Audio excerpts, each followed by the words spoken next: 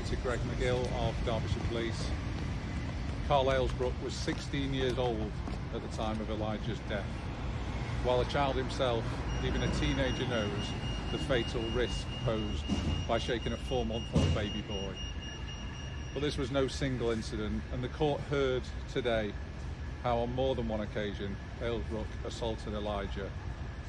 The force used to squeeze his tiny body broke his ribs, while the shaking caused significant damage that his brain became starved of oxygen, leading to his death.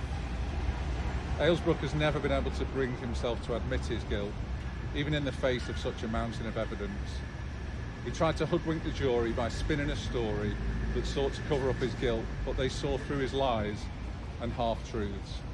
And I'm grateful for their careful consideration that has ultimately found him guilty.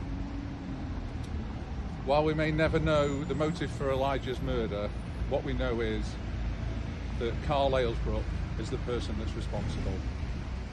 There is another person involved in the circumstances that led to Eli's death. She is someone that Elijah should have been able to trust without question, and that's his mother, Elijah Shemwell.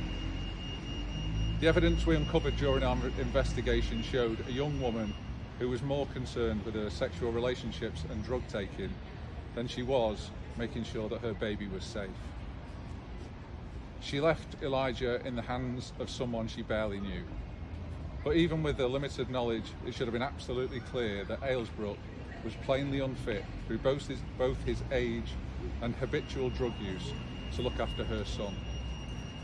While India was quite simply an appalling mother, she could never have foreseen the brutal actions of Alesbrook. However, it is quite clear that she could and should have taken far better care of Elijah, and she will have to live with the consequences of both her action and inaction for the rest of her life. I'd like to finish by remembering the most important person in this case, and that is Eli. He was at the heart of this investigation, and it was for him that we sought justice, and today we've done that.